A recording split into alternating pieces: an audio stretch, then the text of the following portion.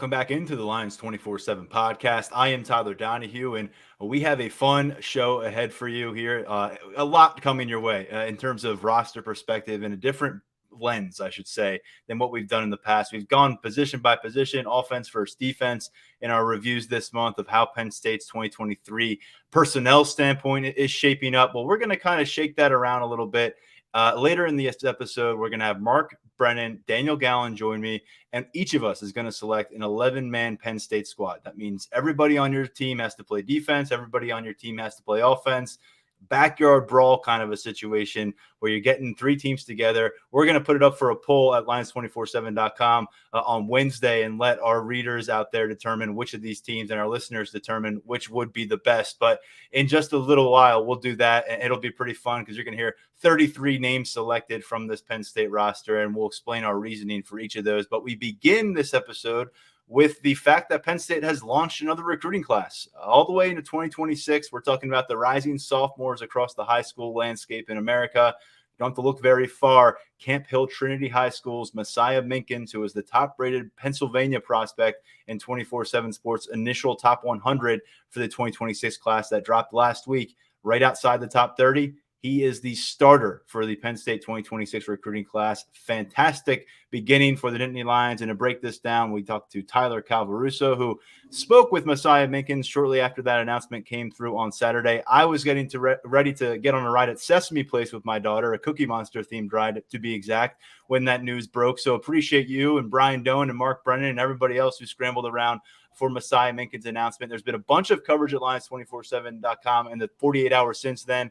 Steve Wiltfong has weighed in with the piece where Messiah Mickens goes in depth about wanting to become the next in-state star running back and what it means to him to be able to build out this class. Brian Doan discusses the offensive fit and the aspects of this recruitment that made the timing right for such an early announcement. Additionally, Brian Doan has a scouting report, but we got a lot to discuss right here, Tyler. Unfortunately, if those who are listeners out there who don't miss an episode, they caught the episode last Thursday when we looked ahead for Penn State recruiting. Talked a lot about the 2025 cycle, the 2026 cycle, and a big chunk of that 2026 conversation between you and I was how important Messiah Mickens projected as a Penn State target. A few days later, he kicks things off for this class.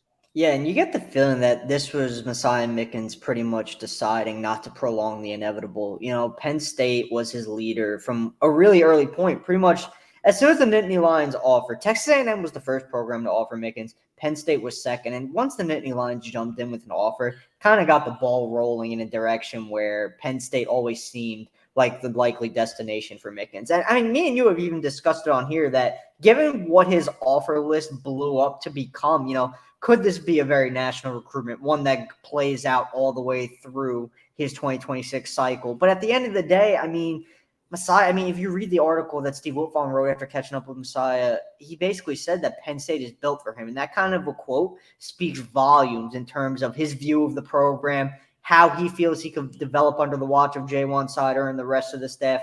Penn State's pedigree developing running backs, and now Mickens feels that he has next up and can be that next big-time Penn State running back and be the next big-time in-state running back putting on for Penn State. All of these factors play into that decision to commit early. And just getting to know Messiah Mickens throughout this cycle, really, I always got the sense that, you know, he wasn't really the biggest fan of the recruiting process. He's very businesslike. He just wants to go out, play ball, let things take care of themselves. And Penn State, he knew that's where he wanted to be. So why not just wrap things up and get a head start on being a leader for not just the 2026 class, but really for the 2025 class too. Mickens might be a 2026 recruit, but he's a foundational piece, one that 2025 recruits can look at and say, oh, they got this kind of guy on board already. What kind of a future am I going to have here in Happy Valley with guys like that already pledging to this staff and having that kind of confidence in this staff? So, I mean, this is really a big-time get for Penn State. It's just my initial take when I saw the news. You can't ask for a much better start to the 2026 cycle. I mean, landing the top-ranked prospect in Pennsylvania, one me and you both think has really special potential. And if the 2026 class was to be finalized today in terms of rankings, Messiah Mickens would be a five-star prospect. That'd be another five-star running back for J1 Sider. So Steph gets this one done early. I don't think they're really going to have to sweat it out moving forward either. This doesn't have the feeling of a roller coaster recruitment for me. And that's definitely good news for Penn State. Mickens is the kind of guy you want leading your class.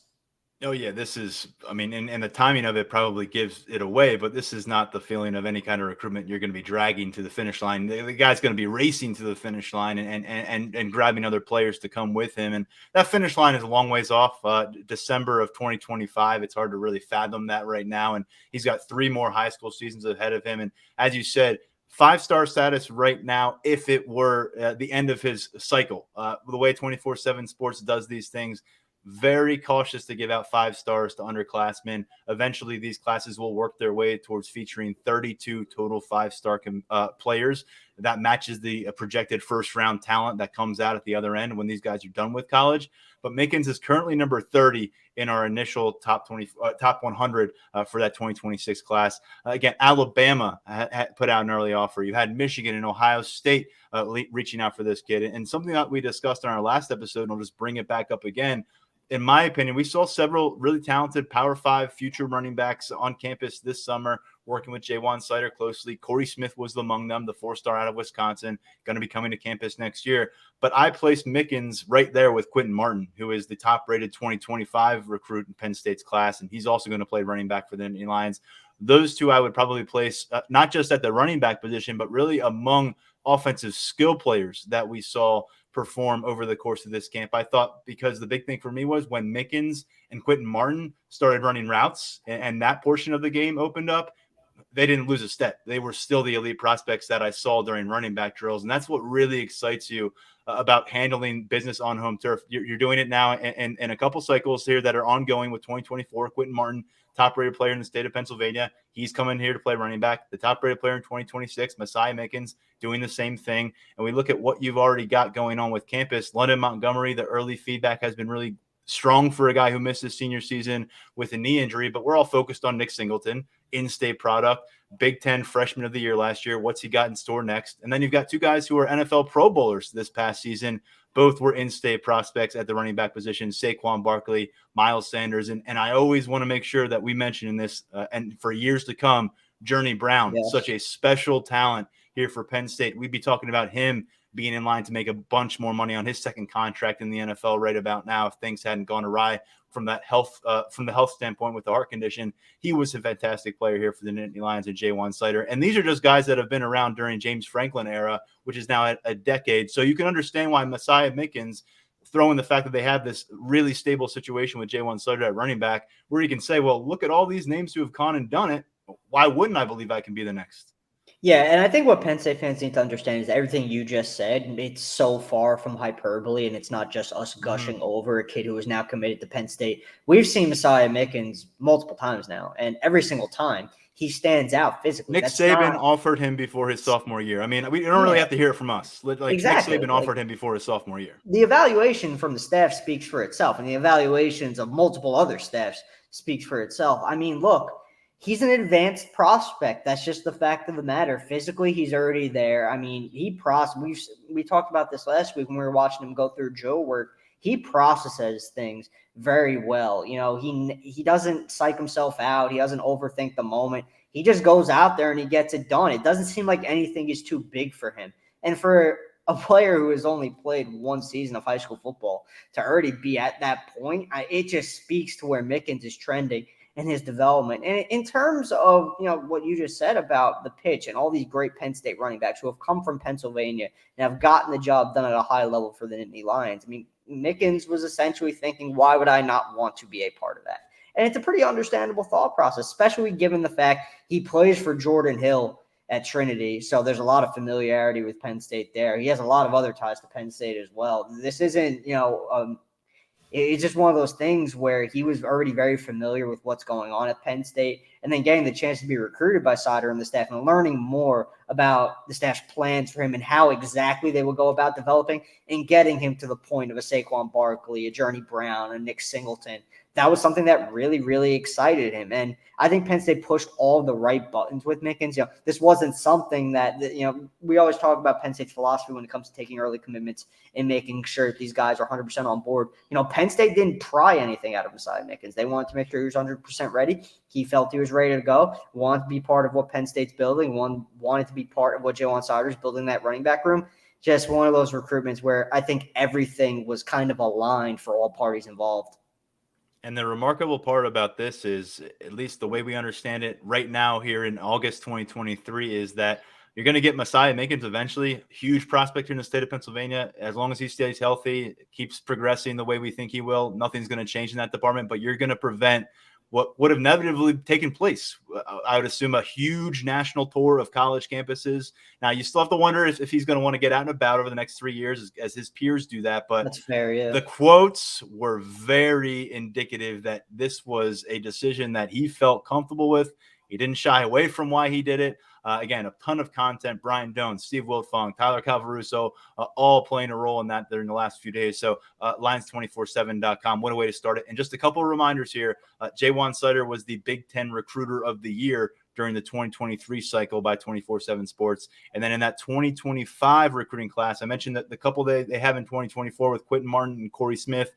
Now you've got Mickens in 2026. You've got a top 24/7 running back out of Texas in Keandre Barker committed for that 2025 class. So Sider just keeping that full steam ahead approach on the recruiting trail as they bag these running backs for the future. And a reminder of what we mentioned last episode, 2 other players landed inside that top 100 for the 2026 class from the state of Pennsylvania. Tyler Merrill, an offensive lineman out of Cumberland Valley. He's at number 54 overall. And then offensive tackle Kevin Brown out of Harrisburg at number 92 overall. Both of them solidly on that Penn State target board for the 2026 class. Let's get to someone who's been on board with Penn State for a while, quarterback position, Ethan Grunkemeyer. He's been on the podcast. His quarterback trainer here was on the podcast in July. And one thing that Brad Mendler, who's not just the quarterback trainer for Grunkemeyer, of course, but also for Drew Aller, he said, remember that big jump that Drew made from junior year to senior year at Medina in Ohio? Watch out for that with Grunkemeyer as he advances from his junior year to his senior year. A lot of momentum built this summer, what he accomplished on the Elite 11 circuit, what he did with some of that one-on-one training, what he was able to do with Mike Yursich here on campus. And Tyler, based on the initial sample size of game action, he put it all out there on the field about just what he might be able to accomplish here as a senior, did Ethan Grunkemeyer. Yeah, he starts off his senior year by going for a casual 444 passing yards, 80 rushing yards, and 5 total touchdowns, 46 points against a good Whitmer team. No big deal, right? That's just what Grunk's been doing pretty much throughout the spring and the summer, just continuing to go out there, show out, and really boost his stock. And, will he have the kind of rise that Drew Aller had? Maybe not to that level, but it's definitely possible if he keeps going out there and replicating the performances that he turned in over this weekend. And he did it against a Whitmer team that it's not a bunch of slouches. They didn't hang 46 points on a lower level Ohio program. Whitmer's in the postseason every year. They've got guys, man. They've got Carter Lowe, who's a top 24/7 offensive lineman recruit. And Ohio State's pushing really hard for him. Penn State's involved there as well. Obviously, that didn't factor into Grunkemeyer's performance. But that speaks to the level of talent that is in that program. So for him to go out there and start his senior season essentially with a bang against a pretty good program, it says a lot about where he's at in his development, I think. I think that he continues to take these steps forward and kind of show everyone why he is now a top 24/7 quarterback and one who could potentially climb even higher in the rankings. And it's not going to get any easier for him moving forward either. He's got Drew Aller's alma mater coming up this weekend, and they put a lot of points on the board. Then he's got Olentangy Orange, who has a 2026 quarterback, Levi Davis. That kid's pretty dynamic. So Ethan Grunkemeyer is going to have to be on his A game pretty much every week with his schedule. There aren't many breaks, and I think he's got it in him to lead Olentangy to a pretty solid season. I mean, if his opener was any indication of things to come, I definitely think that a rise in the rankings is possible. And it's really just it's pretty much just confirmation in the evaluation that Mike Yursich and the staff made, that choosing Ethan Grunkemeyer and zoning in on him as their guy as 2024 quarterback.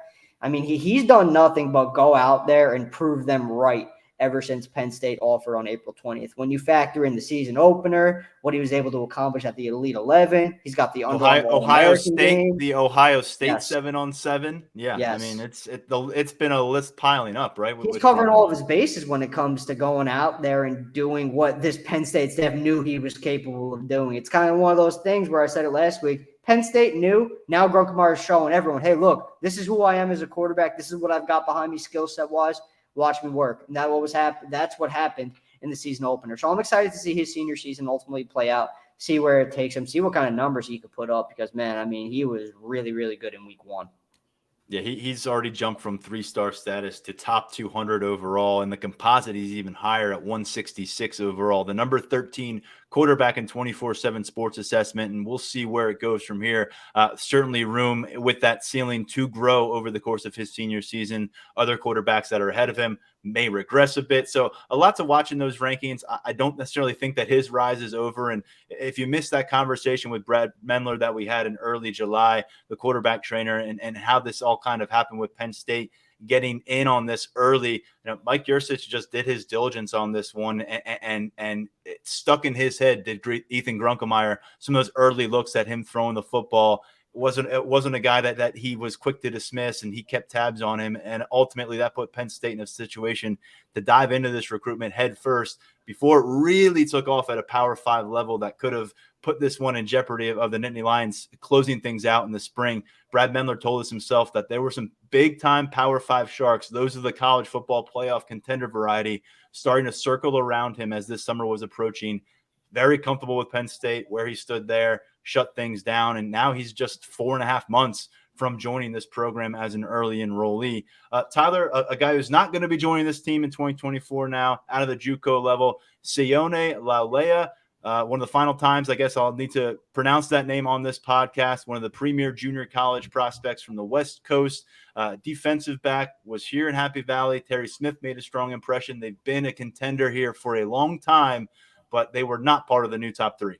They were not. Penn State wound up getting cut. It's Oregon, USC, and Miami for Laulea at this point. And frankly, it looks like distance is just going to win out. I think Oregon still has the upper hand here. I'm giving the Ducks the edge, as I have been pretty much throughout. I found it surprising that Laulea did cut Penn State. I know distance has been a pretty big deal for him throughout his whole recruitment. It's something that we've really harped on when it comes to assessing Penn State's chances. But you got to think about it. He made it to the Last Bash Barbecue at the end of July. The relationship with cornerbacks coach Terry Smith is really good. I mean, he brought his mother with him across the country to check out Penn State, and it seemed like that relationship was really solidified while that Laulea and his mom were on campus. At the end of the day, though, it's just, Oregon, it's a little bit closer to home if Oregon winds up being his pick, of course. USC, obviously, I mean, he's a California native, plays at the College of San Mateo. USC, if that's his pick, that's obviously an option that's pretty close to home. Not really sure where the Trojans are at with him in terms of, pecking order. I'm not sure where he is on their board, but USC makes that cut. And then for those who are wondering why Miami's on the list, considering everything I just said about distance, he's got a former junior college teammate who's with the Canes now, and he's done a pretty good recruiting job with Laulea. So I think that factors into that. And at the end of the day, just one of those things where Penn State couldn't overcome certain factors. I think at this point now, you've got a pretty solid 2024 haul in the secondary.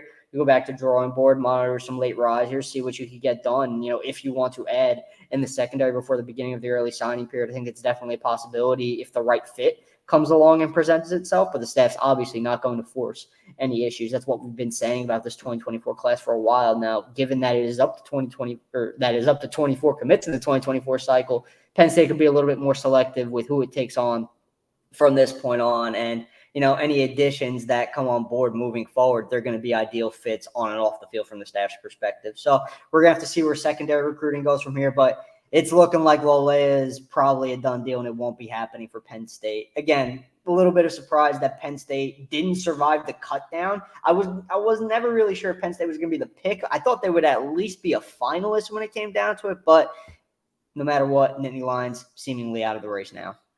Yeah, hat off the table, and it sounds like you're off the Sione Laulea beat For now. You never know. That's right. And we'll get a longer look at this 2024 class, which is a top 10 group right now in the 24/7 sports rankings, because you've got this commit spotlight series coming out. You had a good piece on Ethan Grunkemeyer on Monday about where he's gone from the recruitment perspective and how he's developed there and what lies ahead for him and what he means to the Nittany Lions class. I know you plan on working your way through this whole group. Before we switch gears and get to the conversation with Daniel and Mark and draft our 11-man teams here from the Penn State roster, what's brewing on the visit front for this game 1 and beyond? Because I know that between you and Brian Doan and Steve Voltfong and Alan True and everyone else who follows recruiting, I know I've chimed in with some confirmations as well. What are we looking at? Anything recent that we've got to notify our listeners? And I know we covered a lot of our bases on our Thursday podcast last week with this subject. Yeah, I mean, the regional presence at Penn State's season opener is just getting stronger pretty much by the day, with more regional recruits who are all happen to be high on Penn State's board, confirming that they're going to be on campus and inside Beaver Stadium when Penn State and West Virginia kick off on September 2nd. So again, September, it's going to be a big month for Penn State on the recruiting trail. You got the season opener, you got the whiteout against Iowa later on in the month, and they're going to be kicking things off with a standout group of visitors. A lot of guys that Penn State has high on the board at their respective positions. And it's always an opportunity for the staff when you could get guys that, at least these level of guys, on campus so early and kind of plant the seed so early in the season. That's something that the staff looks forward to. So they're excited about the chance to host a lot of these top tier guys for the West Virginia game. And the list is going to keep on growing. We're 11 days away now. So we've still got plenty of time for additions. More and more going to keep rolling in. And I'm excited to see where it ends up. Right now, though, I mean, we're up over a dozen confirms of high-level prospects. So that speaks to the quality of recruit that is going to be inside Beaver Stadium on the 2nd. And right now, front and center at Lions247.com for our VIP subscribers is a story about that visitors list coming together for the season opener, September 2nd, West Virginia, primetime matchup under the lights on NBC. A lot brewing on the recruiting front as usual. You're all over it. Tyler Calvaruso, thanks as always for hopping on the podcast and giving us your perspective on the latest. Thanks for having me, man. Appreciate it. All right. Let's get into a different kind of exercise here. As I teased at the top of the show, we've done this in the past with the podcast, but it's been a few years. Going to take an opportunity to work our way through this Penn State roster and come out of it with 11-man squads for myself, Mark Brennan, and Daniel Gallen. We've never done this with 3 teams. We've done it with 2 teams here on the podcast, so it'll be a little bit of a challenge, but I think it'll be a lot of fun, and hopefully it's fun to listen to along the way. You learn maybe some new things about how we view this roster heading into the season. And without further ado, here is Daniel Gallen and Mark Brennan. We are 1 week away from game week number 1 here in Happy Valley, so thought this was a good time to throw this in. We've got a practice availability on Wednesday. We'll get a chance to hear from James Franklin, from some players, coaches, and also see this team, we think, in some practice action on Wednesday. So next episode, we'll shift gears a little bit towards that. There'll be a lot more coverage of Lions247.com from what we see. But let's have some fun. Before we do, Daniel, we know the team captains. 6 of them on the docket. We already knew 3 of their identities coming out of the spring. Dom DeLuca on special teams, Olu Fashanu on the offensive side, and then Keaton Ellis on defense. And now they've doubled that total. They announced that on Saturday. Yeah, you add with that original trio, you add tight end Theo Johnson, defensive end Adisa Isaac, and wide receiver / special teams ace Malik Mega. I think it's a very solid group of 3 players. I think that it really holds true to what James Franklin has kind of been saying ever since the leadership storyline popped up, where it's going to be a different kind of leadership this year in terms of the types of players it is. There are no returning captains from last year. You had 2 4-time captains, another 2-time captain. So things look a lot different, and I think that's reflected in here. But I think for the guys themselves, I think it's a really cool honor. Adisa Isaac was out there with Olu Fashanu and Keaton Ellis at Big Ten Media Days. So that kind of gets your head spinning with the types of players that James Franklin usually picks to represent Penn State there. I think he's someone who has really represented Penn State well and definitely has the ear of his teammates. And then Theo Johnson, we've heard a lot this offseason about the strides that he's taken in terms of leadership. I remember talking to him back at the Rose Bowl, and he hadn't quite officially said he was coming back for his senior year, but the way that he was talking about it, you could read between the lines. He sounded very determined. So a cool honor for him. And then Malik Mega, to give Penn State 2 Canadian captains. Mega is someone that we've heard about too in terms of special teams. It seems that he really has embraced that role. I think that he's one of those players when you talk about guys trying to get onto the field however they can. I think that he is someone who found his avenue to the field, found something he can excel at, and is a good example for the younger players. Plus, I think that when you talk about captains and personalities, I think that he has kind of a personality that really lends itself to being a leader, to camaraderie. So I think it's a good group of 6, and there's just gonna be a lot of eyes on them as we go into the season. You mentioned a couple Canadian captains. That makes it at least 5 years in a row where they've had a captaincy from Canada. Jonathan Sutherland holding down that title 4 straight years. Jesse Luketa was a captain along the way at one point as well, an Ottawa native. And I just want to note here, you said different kind of leadership this year. 6 captains. You could say 4 of them may not be full-time starters. Adisa Isaac's going to play a ton of football, but how does it all work out? Denai Dennis Sutton, Chop Robinson, Adisa Isaac. Someone's going to have to be watching some football at some point. Don DeLuca is going to be a backup on defense. Keaton Ellis may not be a starting safety. We're going to find out officially on September 2nd, but he's been in a dogfight to retain his starting role with what's happening at the safety position. Malik Mega is a guy who's bona fide special teamer, but trying to work his way up the wide receiver situation. And then, of course, Theo Johnson and Olu Fashanu are locked in as full-time starters for you. But Mark, I mean, that speaks to the depth on this team again, where guys don't necessarily got to be the first ones out there at their spots to have meaningful impact for this team. And also that there are not the 4-time team captains to point to and the PJ Mustafers, guys that were multi-year presences as cornerstones in the locker room when you had Sutherland on special teams and Clifford on the offensive side of the football and a Jair Brown and PJ Mustafer on defense. It's a new slate, and they happen to step up in a year where Penn State has as high of expectations that they've encountered under James Franklin.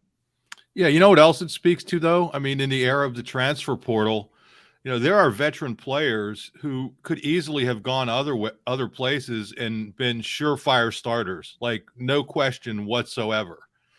And the fact that a lot of these guys are sticking around and they're going to be very integral parts of this team, whether as starters or rotation members, or with Malik Mega, a guy who will rotate in and obviously be a key figure on special teams. Dom DeLuca, don't think he'll start. Maybe he will, but he'll be a guy who rotates in, plays special teams. I think it's great to see the coaching staff reward these kind of players so that the younger players in the program realize the value that, okay, maybe you're not the starter, but if you're a team that wants to compete for Big Ten and national titles, this is the kind of depth that you have to have. You'll always be able to go chase a starting job somewhere else, and we see that around the country. But do you want to do that and be a starter, or do you want to be a key role player or key member of a team that's competing for Big Ten and national titles? And I think that's part of this message you're seeing, where a guy like Keaton Ellis, who's fighting for a starting job, and DeLuca and Mega. I mean, Adisa Isaac, I think, is effectively a starter, even if he doesn't start. I mean, right. I just think that they have 3 defensive ends who are that good. The other thing I'd like to say is, as a local guy, and you qualify as this too now, Tyler, nothing against you, Daniel. You're working your way to get there. But to see Keaton Ellis, who went to school with the intern, was a really good player at State High. His parents are great members of this state college community. To see him get this opportunity, a guy who stuck with the program through position changes, has been a very effective player, has done whatever they've asked. There's some local pride in seeing him get this opportunity. Really good kid, and it's very cool to see. I still remember when we were working at competing sites after a State High game, interviewing Keaton Ellis. You and I both, one interview and then the next. We were friends then, but to see where he's been able to come has been very cool. And it's 6 captains. None of them are named Drew Aller. It was something that we kind of speculated on earlier in the summer, wondering if that would be an anointing that would take place before we maybe even saw him being named the starting quarterback. Didn't happen. No tip of the hand right there yet from James Franklin, who has not announced his quarterback one. That next opportunity to do so in a media setting, again, will come Wednesday after practice, so stay tuned for that. But with Drew Aller, I don't think you can hold it against the guy. He's a sophomore. He hasn't started a game yet. You'd understand why you'd want to work through. I know people look back to Sean Clifford as a year 1 starter back in 2019. Redshirt sophomore, was a team captain. Hard to compare those things, but I think everything we've heard, just to kind of maybe quell any concerns about Drew not being a captain, I think we've all heard the right things from his peers, from his coaches about what he's doing as a leader on the football field. We expect him to be the first team quarterback for this team come September 2nd. And what he does from there is going to determine a lot about what this team does and individually what he's going to mean to Penn State's legacy and future here. But I just want to kind of reiterate that, Daniel, that we have heard a lot of good stuff on Drew as an emerging leader, because you've got to be a leader at that spot. Yeah, and I think it also speaks to what we talked about just a couple minutes ago in terms of the different kind of leadership. I think that it's very diffused across, I don't know, anywhere from 10 to 15 guys, within different position groups, as opposed to what we saw these past couple of years with some of those big names, those returning captains, those bigger personalities. I mean, it seems like I've written about maybe 3 or 4 different guys finding their voice this offseason, trying to become more vocal leaders. But yeah, I think that I didn't really read anything into Drew Aller not being the starting quarterback or not being named a captain. I think that the one thing that I'm curious to know now is Chris Stoll called the coin toss every game last year. Who gets that job this year? We'll find out soon. That's I know that's near the top of everyone's list for what happens on September 2nd as we uncover more about the team. Just a few other guys that we have noted as leaders who've been an important part of that for this team during preseason camp. Curtis Jacobs is in year 4. Lambert Smith at wide receiver in year 4. You go back to Kalen King, does it in more of a quiet manner. Kobe King, an emerging presence there at linebacker as well. And then Hakeem Beamon is a guy that we've heard a lot about now in year 5. As a redshirt senior, has taken a step at defensive tackle, where you've got another player like Devon Illies, brings a lot of personality. But like you said, it's kind of spread out, not so much concentrated among a group of 5, 6, 7, 8 guys as we've seen in a couple of the recent seasons. You want to get into this, or actually first, Mark, anything to share from Photo Day? We have the galleries up at Lions247.com. We have video up at Lions247.com. There's only so much, I suppose, you can take away from seeing Penn State players walk in without pads and pose for pictures. I know that our message board does their hardest to take as much possible away. So do we. There was one thing people were able to take away within like 15 seconds of posting the video. It was the video wasn't even up long enough for somebody to know who wasn't there. It was unbelievable. They were fast. So I mean, it's no mystery. Landon Tangwell wasn't there.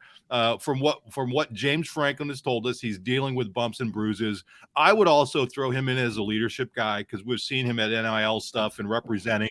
But he's a leader on this team. He's with the team. People read too much into things sometimes, and that's part of why we have message boards for discussions and whatnot. But I think it speaks to a greater point, that you can't take a whole lot out of Photo Day, especially now that they've really expedited the whole process. I mean, they blast through that thing. The time in the preseason is very valuable, so I'm not being critical. I completely understand it, but that thing used to take hours, and they would do every position group, every players from every state. I remember Nick Scott, like he moved around in high school, so he was getting like pictures taken with like every state that he ever lived in. It was amazing. So now it's just captains, position groups, and that's it. But I think what you saw, everybody was focusing on the one guy who wasn't there. Everybody who was there. And in the past, we've seen where there have been multiple guys who weren't able to make it because of bumps and bruises or whatever it may have been. But I think that's more of the storyline, is that it sure seemed like just about everybody was there. All of the important players were there. And from what we're hearing out of camp, you want to knock on wood right now. This is for Penn State and for every program across the nation. We want everybody to be healthy as possible, but it sure seems like this team is pretty healthy. So knock on wood if you're a Penn State fan, because you want this group being healthy going into this West Virginia game. All right, well, let's take a longer look at this group. It is a really impressive collection of players that Penn State has put together. We talked about the depth. We'll get a chance to concentrate it right now. And we did our draft order this morning, threw names into 24/7 Sports Hat, took them out. Mark is picking first. Daniel has the second pick. I've got the third, and then it's a snake-style draft. We're coming up on fantasy football draft season. We're already there, so you probably are familiar with this. It goes 1, 2, 3, then 3, 2, 1. So I'll have the last pick of the first round and the first pick of the second round. At the end of the day, 11 guys on each roster. They're all going to have to play offense. They're all going to have to play defense. And really not a lot of rules in terms of what you're going to do personnel-wise, but you got to stick to some real football rules. You need 5 linemen on the offensive side of the football. And if you get this thing wrong, you'll get made fun of appropriately on the message board and called out. So good luck, and we'll get going. Give your rationale for your picks. We'll try to keep it somewhat concise so we can get through this thing. But Mark, you are on the clock, and I'm not sure if you've already determined it. You've known this for about 4 or 5 hours that this pick belonged to you. I'm going to take all 5 minutes. Is that okay? You take it, and we'll analyze your pick afterwards. No. Listen, I've been thinking about this since yesterday. That what if I get the first pick? What am I going to do? And I am going out of the box. I'm going with Beau Pribula. Now, why am I going with Beau? Because he's the one quarterback who I think could be an effective safety. I think you could put him on that side of the football with this team right now, and I think he would be okay. I don't think it'd be great. I think if he played there all the time, I think he'd be really good. I'm not suggesting they move him. They need him at quarterback. But I think if you put Drew Aller over there at safety, as many touchdowns as he's going to score for you, as he's going to throw on offense, he's going to give up that many on defense. And I'm just not sure about Smolik. So you need a quarterback. You need a quarterback who can play on defense. Thinking out of the box, I'm going with Beau. Beau knows offense. Beau knows defense. Beau's the number one pick. Does Brendan know the 11-man draft? That's going to be the question after that pick. Man, this is quite the move, and I'm with you. When you assess that quarterback group, you think, okay, who's going to be an actual viable defensive option? And Beau Pribula is a guy that, going back to his sophomore year of high school when those offers started to come as a Power 5 prospect, that was like, yeah, he plays quarterback now, but is he going to be a safety at the next level? You know, a little bit of that Trace McSorley talk, except he's a bigger dude than Trace McSorley was at that same point in their careers. Obviously, he's playing quarterback here now. I can understand why you did it, but the timing of it, I can understand why that could create some controversy. Daniel, you're up. I hope there's enough depth at the other positions that I'm very comfortable with this. I hope you weren't holding out for Pribula, Daniel. He's off the board at number 2. Yeah, I think that I'm going to keep it simple here. I think that the last time we did one of these exercises, I think it was if you could add any player from a past Penn State team from the past couple years to this team. I overthought it, and you guys let me know about it. So I'm going with Olu Fashanu here at number 2. Anchor that offensive line. We've heard great things about his athleticism. I think that it'd be a little tough for him for quarterbacks to throw over him on the defensive trenches. So I'm going to keep it simple, go with the best overall player on the team. I think Olu at number 2. Can't argue with that one. And I'm going to take the second quarterback off the board in round 1 and go with Drew Aller. Now, first off, I don't know how he's going to play defensively. I'd have higher hopes for Beau, but I do know that he's about 30 pounds heavier and 3.5 inches taller than any other quarterback in that room. So he's going to bring a different kind of physicality to wherever we find a spot for him on defense. And we'll do our best to protect him because that arm is at a different level than anyone else in that quarterback room. We got to see it on the field come game days. We got a sample size last fall. But I think even when we watch on the practice field, we know Drew Aller has that 5-star arm talent. In my opinion, if I want to maximize the weapons around him, including the guy I'm going to pick next, I need the best quarterback by far on this roster in terms of pure passing potential. If he's a liability on defense, I'm going to have to ask him to get me more points on offense to make up for it. But I'm going to live with it on defense, and I'm going to give him his buddy Nick Singleton to play with. He's going to do it in the backfield. We'll see where else this draft goes. Nick Singleton could also play a role in the slot for me, depending on how my offense shapes up. But I'm going to go with the sophomore backfield tandem of Drew Aller, Nick Singleton with my 3-4 picks here. And Daniel, we're right back to you in round 1. Yeah, I'm going to go with Theo Johnson here in round 2. I think that he is regarded as one of the pound for pound best athletes on the team. 6'6", 264 pounds. A very imposing presence. We've seen what he can do as a receiver. I think that he is someone who has the traits that in this kind of situation you could do some very good things with him. Mark, you're back, and you've got a couple picks here. I didn't note what I'm going to do with Singleton. Singleton's going to play safety for me, and he's a guy that I think if he had, if you had said, can he play defense at midway through his high school career when you're trying to still evaluate him as an athlete, a lot of people would say, yeah, this guy could be a Power 5 prospect down the road on defense. So we're going to test that theory. He's going to play at the safety position for my team. I am going to go with another guy who could play offense and defense right now. Kalen King. I think he could be that good on both sides of the ball. And then, boy, I am struggling with this next one because there's somebody I really, really want. And, boy. We're at the top of round 3. Okay. At what point do you have to get into the lineman? That's what I'm thinking about. Yeah, that's the tricky though. So I'll lay this out because I've done this before, and I don't want to give too much away to these two guys because I want to have the better team by far. But you've got to find 5 guys to put their hand in the dirt. I mean, and you got it. Not all defensive linemen just say, "Yeah, now switch positions and go play on the offensive side." It doesn't always work out that way. But let's remember, the offensive lines aren't going up against Michigan's defensive front. They're going up to against our respective defensive front. So it's really going to be up to the audience out there and our readers to say who's getting the better end of those trenches. But you're probably not going to end up with, a straight 300 pounds across the board on your offensive line, because then all those guys got to find a role on defense too. I'm going with Tyler Warren, and here's why. Because I think I could play him at tight end or offensive tackle if need be. I think he's good enough that he can do that, and I think he can be an effective defensive end on the other side. So I am going with player flexibility, which is going to leave me having to take only 4 natural linemen and get me off the hook there. All right, so round 3, pick 2, Daniel Gallen. We really should have brought an intern on board for this to give us a live tracker scrolling on the thing, because I've got my notebook. I'm sure you guys are scratching away. Round 3, Daniel, what do you got for us? Oh man, yeah, I've got the notepad, I've got the spreadsheet up. It's a lot. So I'm gonna continue. I think I'm gonna continue with my strategy of putting some of these bigger athletes onto the field. I think that going into this, just picking the best athletes. Might have to do some shifting around. You might have to put some guys in different positions, but I think that when the ball is snapped, it's guys that can get things done. So I'm going to go with Abdul Carter right here. So the idea of putting Abdul Carter and Theo Johnson at linebacker on your defense, I think that that's pretty imposing.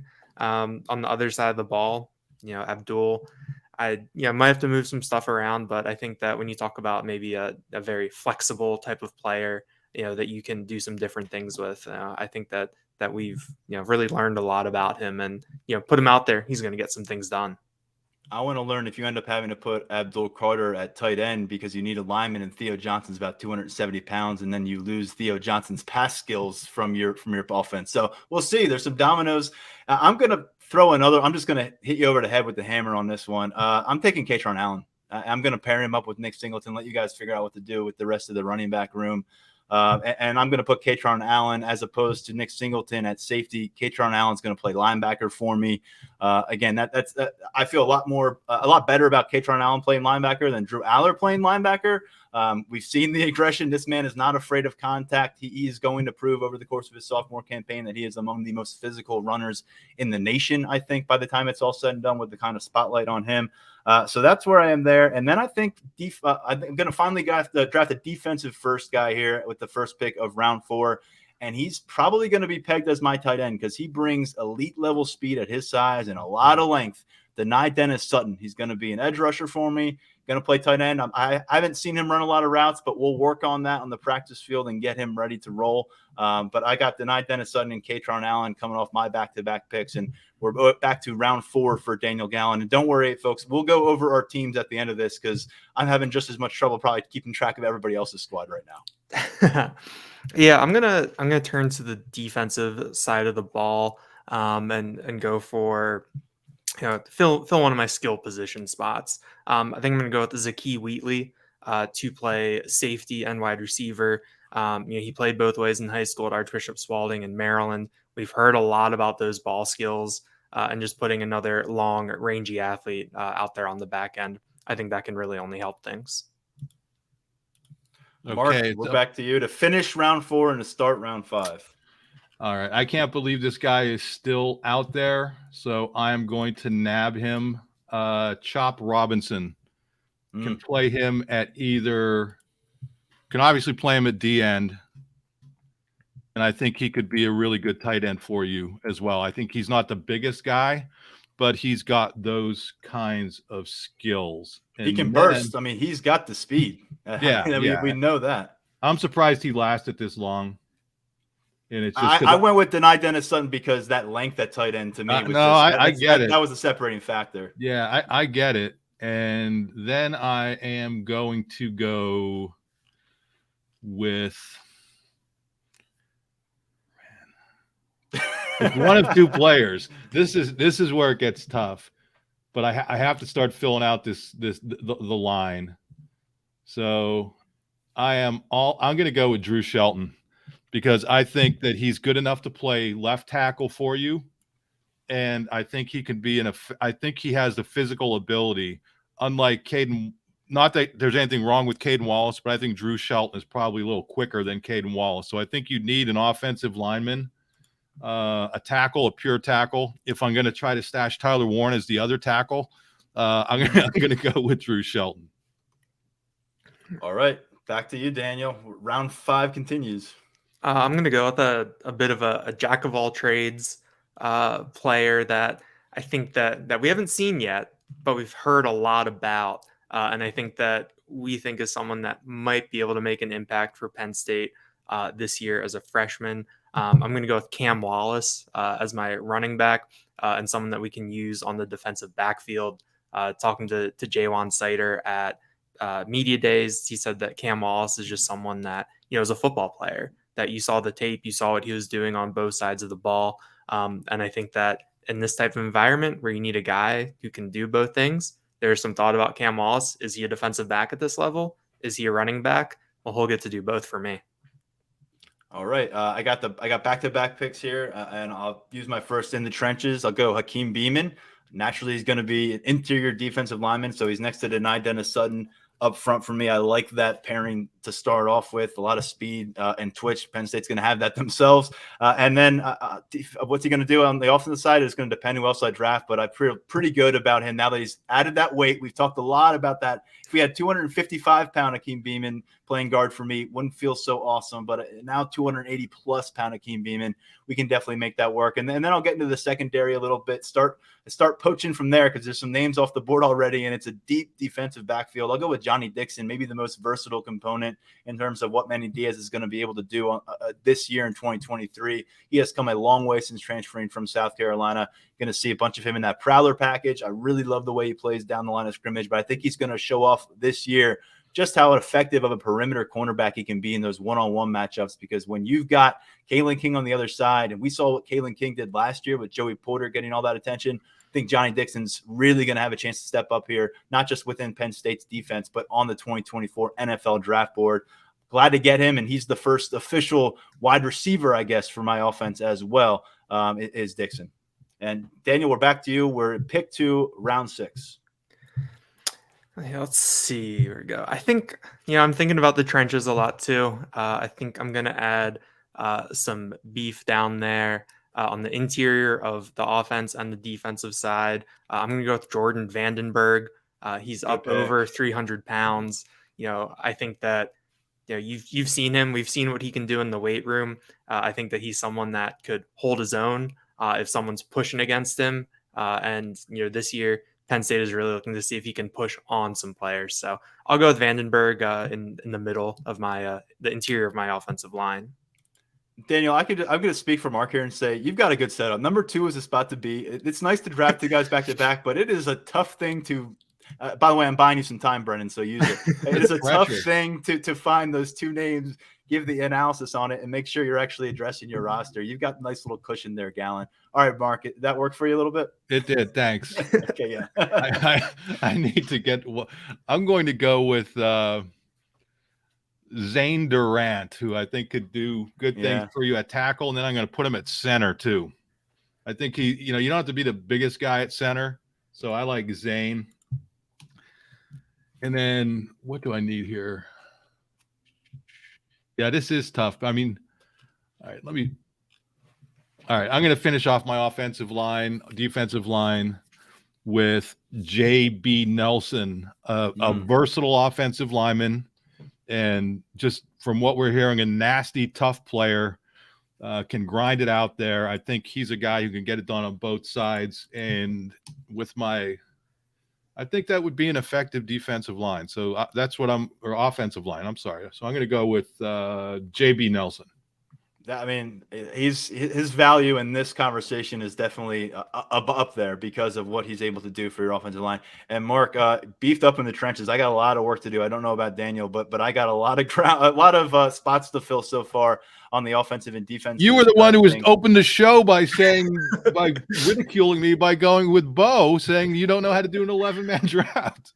I still feel. I also opened the show by drafting Drew Aller, Nick Singleton, and Kaytron Allen. So I'm still feeling pretty good. We'll see where it lands. Daniel, this is pick 2 of round 7, and again, when we get to the finish line, we'll let you know what we actually have on our notes here.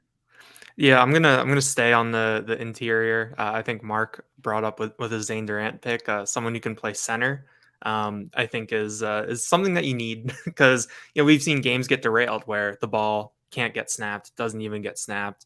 So I'm gonna go with someone who can snap the ball. We've heard he's working at center and could also add a lot. I think to my interior, my defensive line, I'm gonna go with Vanga Ioane there in the middle. Yeah, that was going to be my next pick. I was definitely going to take Vanga Ioane because, I think he would be a pretty nasty defensive tackle as well. But I'll tell you what, I mean, what we've heard about Hunter Norzad up front and a guy who's just everyone will tell you he's a mauler. The intelligence is easy to focus on when you talk about him taking the center and having the Ivy League degree in his history. But let's not forget what he's been able to accomplish in the weight room and how respected he is as a guy who just gets after it. So I'm going to lean on him at the center on my offensive line. And at the same time, he's going to play alongside Akeem Beamon on the defensive front. And I don't feel bad about that at all. I think he's going to be able to get that done for me. And then, man, this is where I'm going to start at the wall. I'm going to go with another true guy that could be a top of the line weapon for this team. I got Kaytron Allen. I've got Nick Singleton. I've got the quarterback to give them the ball and Drew Aller. Give me who I think is going to be the top pass target, and Keandre Lambert-Smith, and he's going to play cornerback for me. Had one of the most impressive one of the most impressive shuttle times of anybody in the recruiting class that came in back in 2020. His agility is fantastic, and when you just look at what I think he'd be able to do in marrying wide receivers, this is exactly what he'll be able to do. He can play in the slot on defense. He can play in the slot on offense if we need him there, but I know he can also play outside on offense because I'm probably going to be using Nick Singleton in the slot. So Keandre Lambert-Smith, Hunter Norzad, and I continue to lean offensive heavy thus far on my roster. Yeah, I'm gonna go with a true pass catcher. I like Zakee Wheatley. We saw some good interceptions from him. We've heard some things, but you need someone that can catch the ball. Someone that is very athletic. I think would be able to play both ways. Could stick with some guys on the other end. I'm going to go with Trey Wallace as one of my wide receivers and cornerbacks. Trey Wallace, good pick there. A lot of athleticism. Mark, this is the finish of round 8 and the start of round 9. Godspeed. I know you've got to start looking toward the perimeter based on your earlier draft picks. Well, I also need a running back and linebacker. So I am going to go. It's between two guys, and boy, one is really intriguing, but I'm going to go with Curtis Jacobs, the big dog. I think if you look back at what he did in high school offensively, a lot of it was catching passes, but I think he's got an offensive mentality if you need it. He's used to having the football in his hands, not recently, but throughout his career. And then I am going to go with a young burner in Mr. Elliott Washington.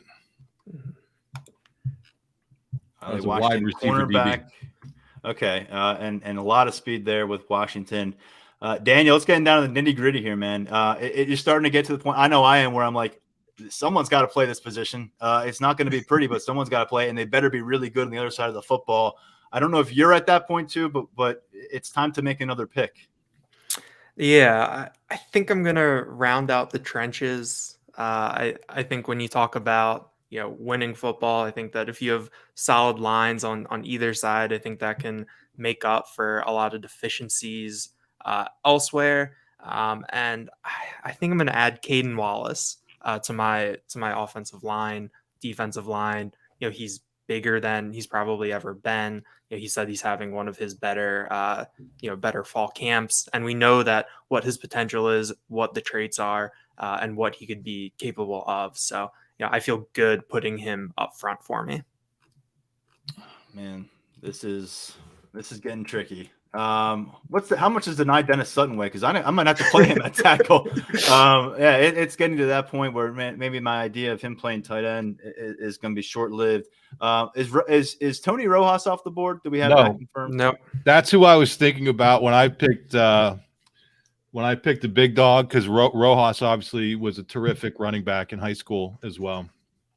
Yeah, it's tricky with that because I'm not sure where he'd play. He's not going to play offensive line for me, and I don't really love the fit elsewhere here. I think I'm going to have to probably go back to the line, and for this one I'm going to go with Javen Williams because I need a real tackle prospect here, and I'm going with the prospect here. I'm concerned about the game ready aspect of getting Javen Williams, but the other options are off the table, and Drew Shelton and Caden Wallace. JB Nelson was an option, and of course Olu Fashanu was off the board very early here. So I'm thinking who can play tackle. I like Javen Williams out of what we got left there. He's also going to have to play defensive line for me. And then, man, I don't know how this is going to work. He might have to be a pulling guard or something, and I hate to use it this way, but he was called a big ball of muscle by James Franklin. So Kobe King, pack that fish on, keep eating the salmon, because we got to find a way to get you to be 260 pounds of a pulling guard. Right now, I think he's at 245, 250, so this is going to be a stretch. But because of what I got, I'm going to pluck Kobe King at linebacker for me, so that's going to help offset a little bit of Drew Aller playing linebacker for me. And then Kobe King, step on up. I think you're playing offensive line. I'll let you know in a bit. I got to take a longer look. And then I think do I have the last pick here? Is this the last pick of yes, it is. I am going to go with Keziah Izzard. I think he is definitely going to provide the meat up front. What Kobe King doesn't have in size, Keziah Izzard has. If you've seen him this year in our photo galleries, he is a legit big defensive tackle at this point. He's played a bunch of Big Ten football, and this is probably going to force me to move a Denai Dennis Sutton, who has that standing speed at his side, but it will be challenged. I'm probably going to have to move him back within my defense, and we'll see how this all shapes up. I'm feeling quite nervous now that I have 11 picks in, but that's who I got off the board, Keziah Izzard with my 11th round pick. So who was your pick before Kobe? Those were my two picks. Okay. Yeah. I still have two open slots on my roster. Yeah, we got mixed up here somewhere. Oh, okay. So hold on. Who did you have before Kobe? Before Javen Williams. I'm sorry, I did take a player. I just added a player at the end, didn't I? Yeah. You're breaking the rules. No. I think I figured it out. I took two players when I should have taken. Or I took three players when I should have taken two, and I have two picks left. Is that how it works? You're done. You have one pick left. I have one pick left. That's correct. Players. You have me at 11 players? Yeah. Aller, Singleton, Catron, Denai, Beeman, Dixon, Keandre, Norzad, Javen Williams, Kobe King, and Izzard. Okay, then the problem was I wasn't supposed to pick Izzard. I'll take him, and we can already call him my pick. But if someone else wanted him, I'm happy to because I screwed. No. If you want to cheat, you could go ahead and take him. I mean, I didn't get the first pick, so I figured I'd take 3 consecutive picks with my last opportunity. That's okay. Yeah, sorry. Or could we that. trade? Almost. I'll give you that if you give me. I'm just kidding. Don't do this. Yeah, Daniel. I'm sorry. Why don't you pick twice, and Mark can pick twice? Okay, and then we'll finish it that way. All right. Daniel should pick. I'll do one. Mark will do 2. I'll do 1. Then I should pick. Then Daniel should pick. I'll watch it. I'll watch it all happen. I'll get the crown. You just change the rules to suit him. Oh, man. So I think I'm running into a similar situation as some of you. I think I might have to bump Theo Johnson down to the offensive line to get a little bit more speed on my team. I think that I'm looking for someone that can really add some speed, some explosiveness, do things on both sides of the ball. Someone that we know in the past has been a great all-around player based on what he did in high school and a little bit of the special team stuff he's done at Penn State. So I'm going to add Daquan Hardy to my roster right here. All right, so I should get 2 here, and I'm going to go with somebody who I need one more lineman. I just realized that, so I'm going to go with Devon Elise because I think he can easily play both ways. And then somehow, let me see, JB Nelson, Zane. All right, so I could actually put Zane Durant at defensive tackle. Boy. This is so hard. Wow. This is fun though. I think I need one more DB. Somebody who's versatile enough that they could also play linebacker if I need it. And I am going to go with local sensation Keaton Ellis. Hold on a second. Daniel has, I think I know Daniel has to pick someone here. I could, you don't have to. Have you picked quarterback? Well, I have not picked my quarterback yet. Are you going Wildcat? Yes. So we can think a little bit outside the box. I should have taken his man. Yeah, so I'm going to go with Omari Evans as That's a good one. As my quarterback here. I think we're going to have a lot of speed, and I think we've got a pretty good offensive line, a pretty beefy offensive line in front of us, and I think that we can make some things happen there. I think it'll be a little undersized at the skill spots, but I'm going to go with Omari Evans as my quarterback. He played more of a run first system down in Texas, but someone that knows the position, obviously intelligent with being able to switch positions, get on the field as a freshman. And I appreciated Mark going for Beulah early because I knew that Tyler would take Aller, and then I could just leave quarterback till my very last pick. It worked out all along. So you were content to stay away from quarterbacks in this draft?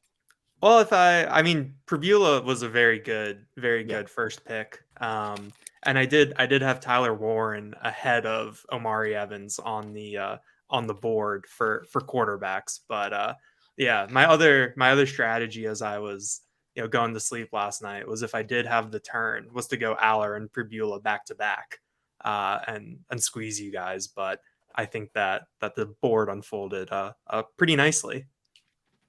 All right. Well, a lot to sort through here. We've each got 11 guys at the end of all that. And my problem that I screwed myself up on, I wrote down Keziah Izzard's name twice. Not only did I draft him as an extra guy, I wrote him down as twice as an offensive lineman because I was like, I got 12 guys here. So that's where I had myself all off sorts. I've got my offense written down here. I'll give you guys some chance to collect your thoughts, and then maybe I can get back with my defense because that's currently a little more tricky. But I've got Drew Aller at quarterback. I've got Katron Allen at running back, and I'm going to kind of call Nick Singleton a utility man here as a slot running back. He'll be on the field for me, obviously, every play, but you'll see 2 running back sets. You'll see him line up in the slot, trying to get him in space, one-on-one matchups, and let him go 85 yards on a single play. My tight end is denied Dennis Sutton. I mentioned the length and the speed that's going to get him picked very high in the NFL. Those traits will work well for us. We got to get him on the jugs machine. Wide receiver, Keandre Lambert-Smith, Johnny Dixon, and then my offensive line, I've got Hunter Norzad at center. I've got Akeem Beeman and Javen Williams as my tackles, and I've got Keziah Izzard and Kobe King as my guards. And again, Kobe King, that what did he call a ball of muscle, as James Franklin said, going to be playing that guard spot. So love my skill positions. We'll see how the offensive line holds up. You guys have a chance to tabulate some of your results here. I think I got my offense written down right now. On the offensive line, if you're going, you've got Olu Fashanu and Theo Johnson as your tackles, Caden Wallace, Jordan Vandenberg inside as your guards, Venga Ioane at center, Omari Evans and Cam Wallace in the backfield at quarterback and running back. Both number 6s. I didn't realize that I did that with Trey Wallace, Zakee Wheatley out wide, Daquan Hardy as my slot receiver, and then Abdul Carter as a tight end, flex, maybe fullback, maybe running back. We'll get the ball in his hands and see what happens. Wow, this was really fun, and now I'm looking at I like my team. So I got Bo at quarterback, obviously number 1 pick, first overall. My O-line tackles: Tyler Warren, Drew Shelton; guards: JB Nelson, Devon Elise; and center Zane Durant. I think that's representative. My tight end is Chop Robinson, which I'll take, and then my receivers are Kalen King, Elliott Washington, and Keaton Ellis. Guys who are all very good with the ball in their hands, were at the high school level, and I think could be at this level. So that's my offense, and I'm sticking with it. I thought I have a choice at this point. And I got my defense together. Across the front, you have Olu Fashanu, Jordan Vandenberg, Vega Ioane, Caden Wallace. I think that's a lot of beef in there. At the second level, Abdul Wow. Carter, Theo Johnson, and then at corner / defensive back. We'll have to see where everyone's skill set really works. But you'll have Trey Wallace and Zaki Wheatley, former cornerback. Daquan Hardy in the slot, and then I think if you go with Cam Wallace and Omari Evans back in safety, you've got some speed and some ball skills back there. It's a jumbled mess on defense, but we're going to make it work. I realize that, we're going to make it work. It's, we're going to have deficiencies too, but here's what I've got. I've got a linebacker core of Drew Aller, Kobe King, and Denai Dennis Sutton, who's going to have to drop back from me and play some linebacker. I have confidence in him. I don't love that I've got to rely on him and Drew Aller at linebacker. I love my middle linebacker situation with Kobe King. And then up front, I've got Keziah Izzard. I've got Hunter Norzad. I've got Javen Williams and Akeem Beeman. So we got to figure out. I think Beeman's probably going to play on the end for me. He's shown off that versatility during the course of his career. We wondered if he was going to be defensive end long term through different points of his career. So he'll be playing on the end. And then I've got to figure out whether Keziah Izzard or Javen Williams is a better fit for the end. And the other guy will be playing on the interior with Hunter Norzad. And then defensive back, Johnny Dixon. I got Katron Allen. I've got Keandre Lambert-Smith and Singleton. I'm probably putting Katron Allen and Nick Singleton next to each other at the safety spot. Let them roam the field that way, just like they do on the offensive side of the field. And then Keandre Lambert-Smith and Johnny Dixon opposite of each other at cornerback. And fingers crossed that this whole plan works. But we'll put these together. I know you got the rest of your teams to go through a little bit here, but we'll put these together in text form up on Lions247.com on Wednesday and put a poll up for everyone to vote on who they think would win. Daniel, what else do you got for us? Yeah, I think just with this exercise, I'm looking through the guys that weren't picked. Exactly. And you could put together a pretty impressive skill group there. Christian Driver is someone who's already played both ways. Khalil Dinkins is someone who I had pretty high on my board, didn't have a home. And then KJ Winston was someone as well who I had pretty high up, but the fit wasn't quite there. So I thought it's a fun exercise. I think that you can learn a little bit about your coworkers and their team building philosophies and approaching this. But I think it's a good indication of what Penn State has on its roster. Some of the athleticism, skill, talent, and just the size too. I think that was something as I was going through here. The fact that those defensive linemen, those defensive ends have bulked up a little bit. I think that when you're, for this exercise, trying to, move some pieces around and think about both lines, it makes it a little bit easier when, there's not a 256-pound defensive tackle or something along those lines. Tony Rojas was the name. I brought him up during the draft, and I was, because of his history. Let's not forget he was the Washington Post All-Met Offensive Player of the Year as a senior because of what he did at running back. I think he was right around 2,000 rushing yards, 30-plus touchdowns on the season, and obviously he's making a major impact at linebacker now.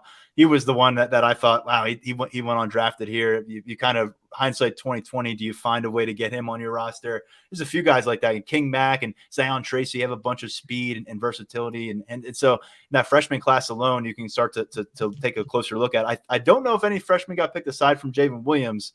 trying to rack, or no, Cam Wallace. You Cam took Cam Wallace. Wallace. Elliot So Washington. Elliot Washington, there it is. It'll be a lot easier when we all have these written down in front of each other. But those 3 freshmen come off the board.